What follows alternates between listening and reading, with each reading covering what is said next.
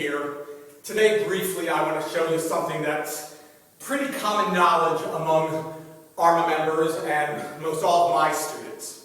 And that is that in defending blows that come on from high, and for this example, I'll use this training device here and this nice messer, I'm going to do what the masters tell me to do. And that is, I'm going to intercept, impede, and catch his cut, downward cut, vertical or diagonal, mit der Fletch, as Joachim Meyer writes in 1570, with the flat.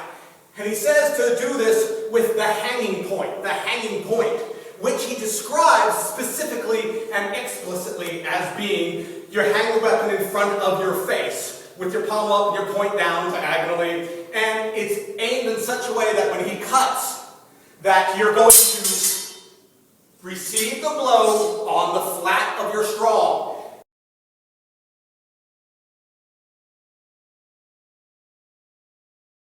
There's no manual that I'm aware of in the Renaissance or medieval era that says receive the blow on the edge, nor that ever says to use any place to defend against these blows other than the strong against the strong. They're never telling us middle to middle. They're never telling us anything against the weak. And they're not telling us strong against the middle. They're telling us to do it strong against strong. Why? Because it's this portion here which is traveling the slowest and the shortest distance, as opposed to here where all the power is, because it travels in the farthest distance with the most speed. So obviously the strongest part engages the slowest part. In Leckkuchner's Messer manual, he says the same thing. He says when he cuts, to take it on the flat of your strong, and then from here to wind the weapon into him with the point or with the edge or what have you.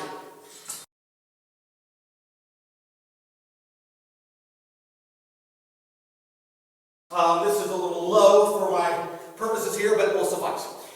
Joachim Meyer also says in his Dusac section, specifically, receive the cut with the flat of your Dusac in the hanging position, so that from here you can then wind against him, or that you can move it against him, and whatever way you need to do what other kind of techniques that you want to do against him.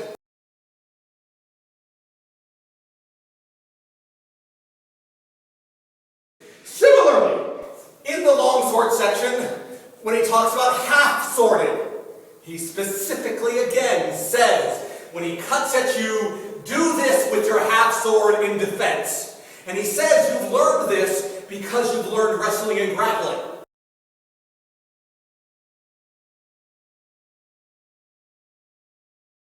And he says that when he cuts, you go up in the hanging guard and you receive his cut on the flat of your strong in the hanging position. So that way you can do this, or you can do this, or you could do this, or a dozen other cool moves. But he never says, hold it like this and receive it on the edge, nor any place other than the strong. Now, I don't care that in the cruder, simplistic, later forms of swordplay that are not the developed, sophisticated martial arts of the Renaissance, and I'm talking about 18th and 19th century fencing.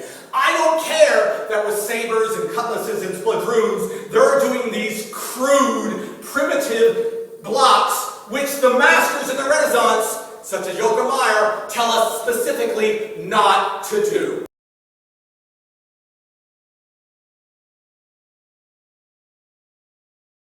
They warned over and over against parry. I'm going to repeat that. They warned over and over against blocking.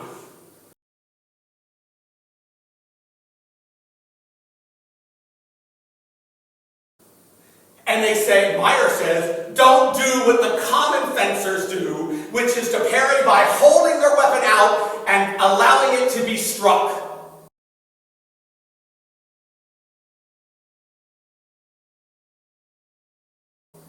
And don't do what Master Lichtenauer warns us to do, which is to make the wide parries and the ungainly motions that the bad fencers use, which are not the art.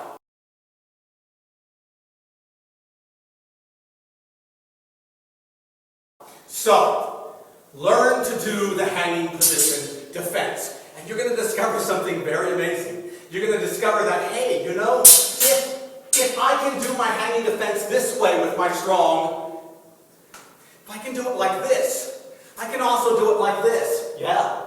And like this. And you know what? If I can do it that way, then with my long sword, I end up doing it this way as well. And if I can do it like this, well, can I also do it this way when I'm cut here? So that I end up losing an arm. One moment.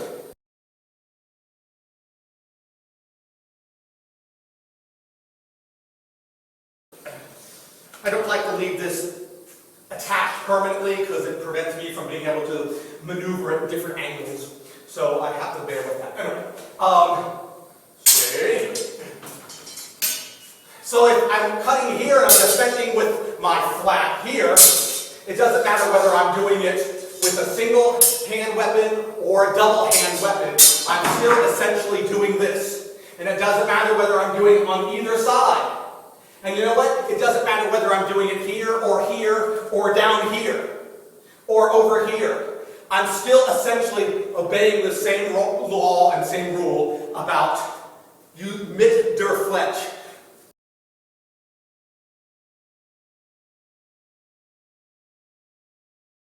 Which is why you don't find instructions to set aside, to ward off, to knock away by holding the weapon out there and allowing it to be struck, or to just letting him hit your edge with his edge.